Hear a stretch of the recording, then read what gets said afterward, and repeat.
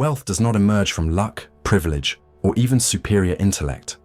It is born from discipline, an iron focus that bends reality to your will. Niccolo Machiavelli once compared fortune to a woman, saying she yields only to those who strike her boldly. He was not glorifying recklessness. He was describing the audacity of commitment, the willingness to stake your life on one path, one fortress, one campaign, without scattering yourself across a dozen distractions. Most men lose not because they are ignorant, but because they are divided. Their energy leaks into every new idea that promises ease or novelty. Machiavelli warned that rulers should never multiply fortresses. Each additional stronghold thins their defense until none can be protected. The same principle governs your ambitions. Every extra venture you chase weakens the one that could have made you powerful. The prince who cannot defend one castle will lose his kingdom, just as the entrepreneur who cannot guard one business will lose his fortune. Look at the rulers of our modern economy. Jeff Bezos did not stumble into billions by dabbling in random industries. He built his first fortress, an online bookstore, and fortified it until it became the base of a global empire. Warren Buffett spent more than half a century refining one philosophy of investing. He did not scatter his mind chasing trends. He went deep where others skimmed the surface. Focus turned ordinary opportunities into dynasties. History repeats this lesson. Rockefeller focused relentlessly on oil until Standard Oil ruled the world's energy. Carnegie mastered steel production so completely that competitors were forced to sell to him. Steve Jobs, after returning to Apple, killed every side project that distracted the company's vision. The iPod, the iPhone, the Mac, all emerged from obsessive simplicity. Focus is not narrowness, it is power condensed. Machiavelli would say that fortune despises indecision. To act boldly is to eliminate alternatives, to burn the boats. When you leave yourself an exit, you guarantee you will take it the moment hardship appears. Marriage, for instance, represents the ultimate commitment because it seals off all other options. Wealth follows the same law. If you always keep another venture, another career, another plan B, your mind will drift toward escape the instant discomfort arrives. But when retreat is impossible, intensity awakens. You stop negotiating with fear and start commanding results. I once met an investor who turned a failing logistics company into a billion-dollar operation. When asked how, he said, "I stopped pretending I had time to play with side projects. I picked one hill to die on." That was his fortress. In contrast, I have seen men hop from startup to startup, drunk on the thrill of novelty. They confuse movement with progress, not realizing they are simply reshuffling fortune's gifts, collecting fragments of potential that never mature into wealth. This endless reshuffling is why most never build empires. They live in a loop of false beginnings, excited, hopeful, then weary, and finally back to the next shiny pursuit. Fortune loves such men because they make her work effortless. She need only whisper of opportunity. And they abandon their thrones to chase it. The truth is merciless. Your competitor may not be smarter, more charismatic, or even more hardworking. He simply endures longer on one path. He refuses to divide his focus, and time rewards that refusal. The dynasties that shaped civilization all practice this law. The Medici in Florence built their power by mastering one fortress, finance, while rivals wasted resources on wars and indulgence. Centuries later, the same pattern governs the modern elite. Whether in technology, luxury, or finance, the wealthiest men guard a single fortress until it becomes impenetrable. The rest scatter their armies across too many fronts and call it diversification. Machiavelli warned that men are more easily deceived by the present than by the future. The illusion of quick results tempts you to abandon the very discipline that could set you free. What looks like safety and variety is often slow suicide. Focus, in contrast, is the ultimate weapon. It is concentration of force. When Napoleon said, "If you want to take Vienna, he echoed the same timeless law. Commit fully or do not begin at all. Yet here lies fortune's cruelest trick. Even when you grasp this intellectually, she finds a way to turn your emotions against you. She hides her snare not in logic, but in feeling, in the rush of excitement, in the fear of boredom, in the despair of slow progress. And if you do not recognize how she manipulates your mood, she will trap you in an invisible cycle that devours your years while convincing you that you're advancing. But even if you master focus, even if you burn the boats and commit, fortune still has one more deception. She doesn't just attack your strategy, she attacks your psychology, and she does it through the oldest trap of all, the emotional cycle of progress and defeat. Machiavelli understood the cruel rhythm of human ambition. Men are predictable, driven by the same alternating waves of hope and despair that have ruled kingdoms and markets for centuries. Fortune's favorite weapon is not poverty or bad luck, it's emotional volatility. She gives you a spark of excitement, then buries you in exhaustion. She lets you taste victory, then floods you with doubt. And if you don't learn to see this pattern, she will keep you trapped in it forever. He called it the cycle of deception, the invisible wheel that spins rulers, merchants, and entrepreneurs alike through the same repeating phases. Today, psychologists would call it the emotional investment curve. Machiavelli didn't need data to see it. He watched princes lose their thrones to the same illusion that now drains the fortunes of founders and investors. The pattern begins with uninformed optimism. You glimpse an opportunity, and it shines like gold. It could be a business, a new skill, an investment, even a relationship. It looks effortless from a distance. You leap in with enthusiasm, imagining the applause that will follow success. In this stage, the mind is high on fantasy, blind to difficulty. But soon you enter informed pessimism, the moment when reality reveals its claws. The numbers don't add up, partners disappoint, progress slows. What looked like a smooth road turns into mud. The castle you dreamt of conquering suddenly has walls, defenders, and costs you hadn't imagined. Machiavelli warned that men judge more by the eye than by the hand. When things get hard, you start to fear how others will judge you. The excitement fades, anxiety grows. Then arrives the valley of despair, the dark heart of the cycle. Here, you work harder than ever, but see no reward. Doubt consumes you. You start comparing yourself to others, believing they have some secret you lack. This is where most abandon their campaigns. They tell themselves they're being strategic, that it's wise to pivot, that they'll return later with a better idea. But it's not strategy, it's escape. The truth is simple. They cannot endure the emotional weight of stagnation, and so they quit, only to find a new idea glowing on the horizon. They feel a rush again. This is renewed optimism, the seductive high of a fresh start. They convince themselves they've learned from past mistakes, but what they've really done is reset the same cycle. They have not grown wiser, only more addicted to beginning. Each loop feels like movement, but it's merely fortune's carousel.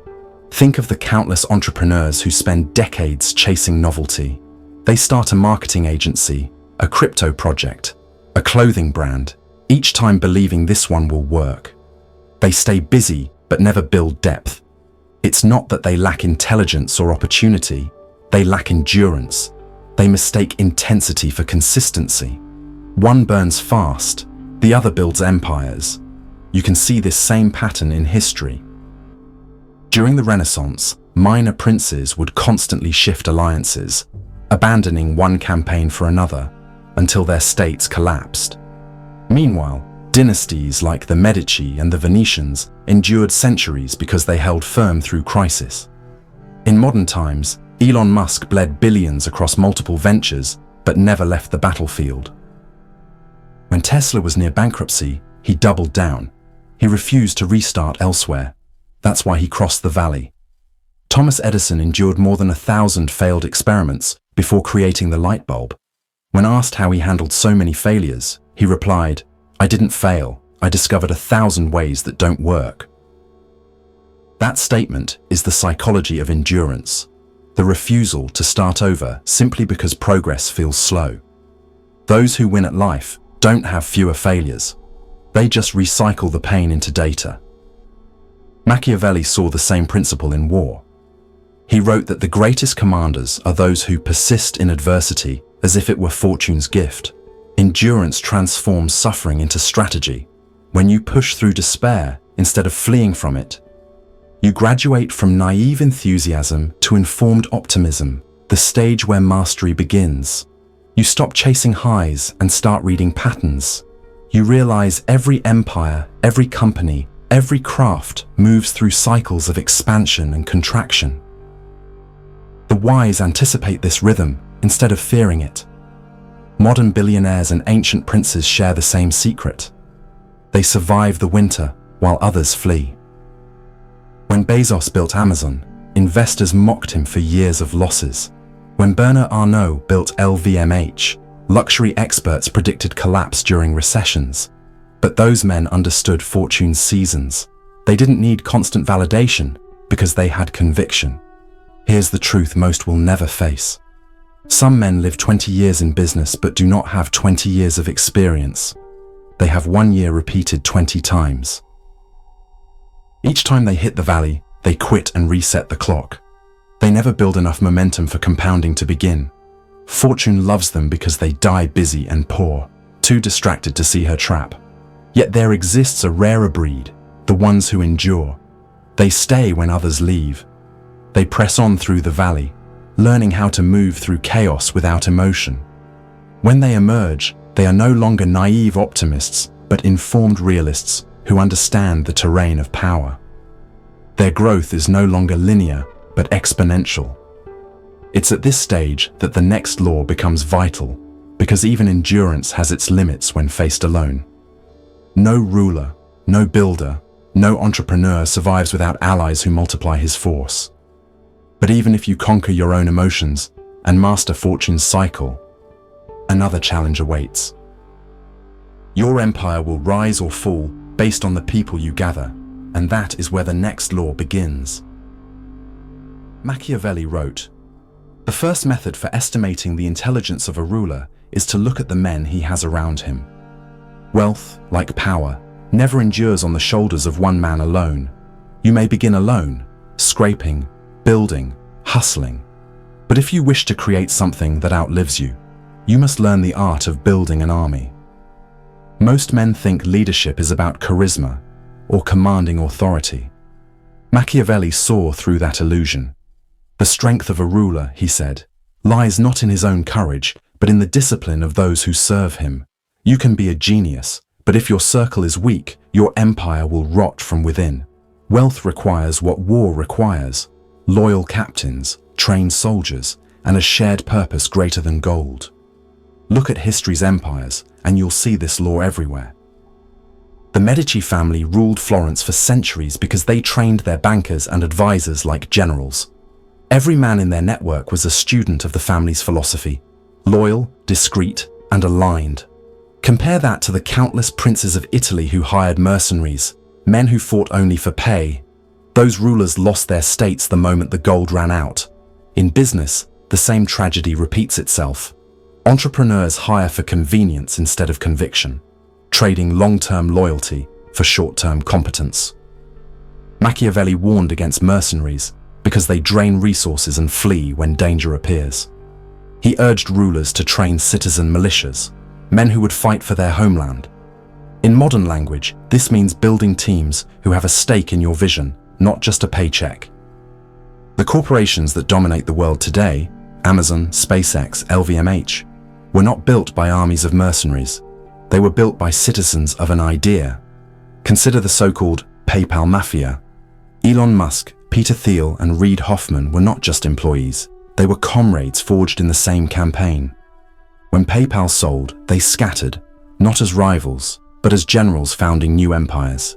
Tesla, Palantir, LinkedIn. That's what happens when you build warriors instead of workers. You multiply power without multiplying cost. Every man you train becomes a force multiplier, a barrel that channels the energy of others. Most people you'll hire in life are ammunition, useful but only when guided. A few are barrels, the rare individuals who amplify your entire army's firepower. Find them, train them, protect them. They will decide whether your fortress expands or crumbles. Rockefeller understood this. He handpicked managers who mirrored his temperament, calm, frugal, and loyal. They didn't need to be the smartest. They needed to be aligned. Alignment outperforms brilliance every time. Even Steve Jobs, notorious for perfectionism, learned this lesson. In Apple's early years, he tried to control everything himself. The company nearly collapsed under his ego. When he returned, he built lieutenants, Jony Ive, Tim Cook, and others, who executed his vision with ruthless precision. Jobs once said, "Great things in business are never done by one person. They're done by a team of people." Machiavelli would have smiled at that. It's the language of a general who finally learned how to command. Training others is one of the highest forms of power because it forces you to articulate your own philosophy. When you teach, you clarify. When you delegate, you evolve. A true leader does not hoard tasks. He replicates capability. Carnegie, the steel baron, made a fortune by creating foremen who thought like him. Henry Ford built assembly lines not just to produce cars, but to produce discipline. Every great enterprise is a mirror of its founder's principles multiplied through men. But there's a danger here too. As your fortress grows, the greatest enemy is no longer competition. It's time. The larger your army, the slower it moves. The stronger your empire, the more fragile it becomes to impatience. Many rulers fall not because of weakness, but because of restlessness. They expand too fast, chase too many conquests, or replace loyalty with novelty. Machiavelli observed that men desire novelty more than stability, yet stability sustains their power. The same truth applies to modern kings of industry. A patient leader compounds strength, an impatient one dilutes it. You must resist the temptation to leap from battle to battle. Fortune will whisper, promising faster victories elsewhere. But she lies. Every time you abandon your army for a new campaign, you start again at zero. Every time you chase a fresh venture, you forfeit the compounding loyalty and momentum that time was building. Remember this: no one man can row a galley to Rome. It takes an army. The world's wealthiest individuals own fractions of vast empires precisely because they understand leverage. They trade ownership for scale, ego for endurance. They learn that control is not about holding everything, it's about aligning everyone. Still, there's a final trial that no leader escapes: the war against impatience. You may build your fortress and train your soldiers, but if you cannot master time, fortune will reclaim what she gave. The final law is the most unforgiving one, for even the greatest generals fall when they lose patience.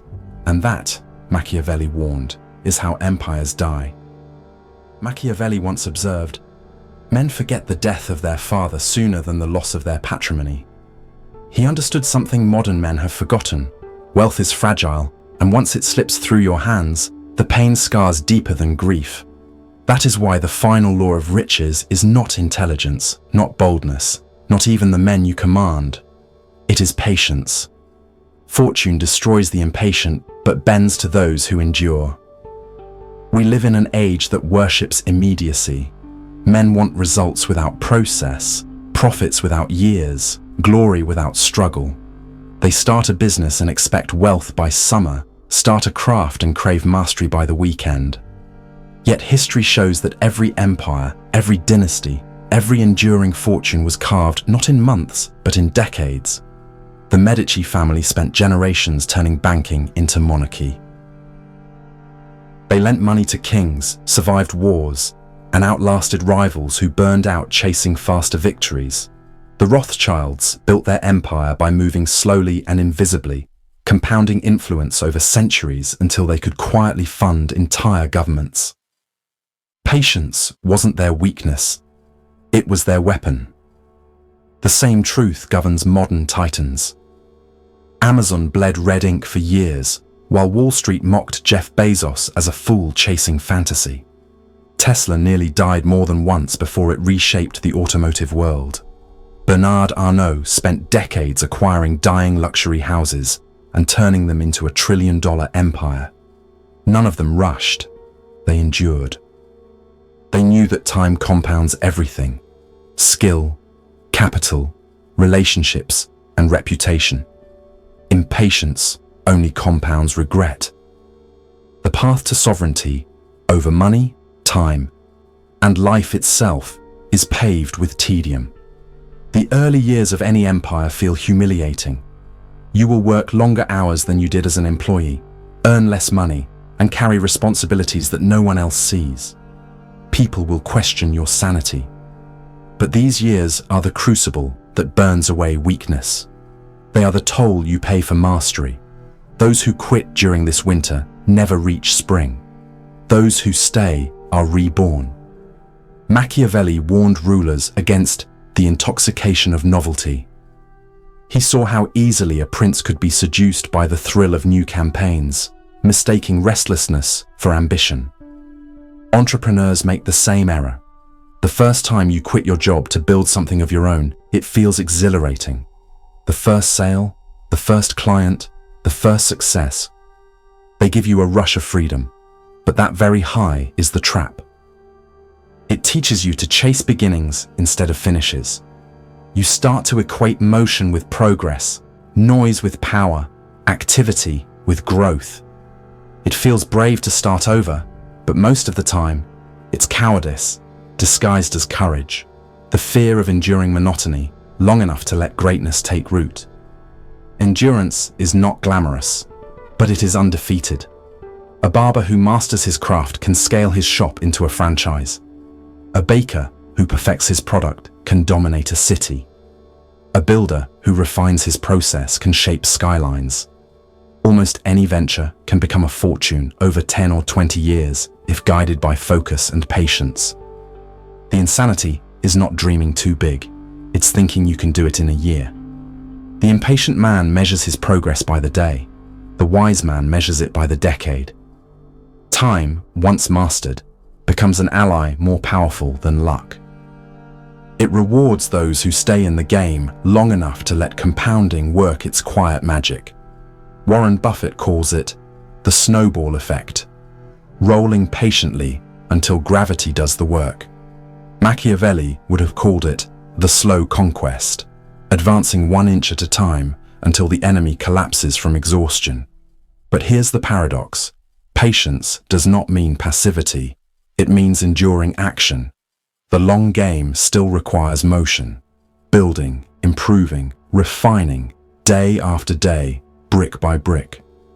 The difference is that the impatient man builds fortresses of sand. The patient one builds on bedrock. One vanishes with the tide. The other stands for centuries. You must decide what kind of builder you will be. The storms will come: recession, betrayal, fatigue, doubt. But if you stand unmoved, time will bend to your will.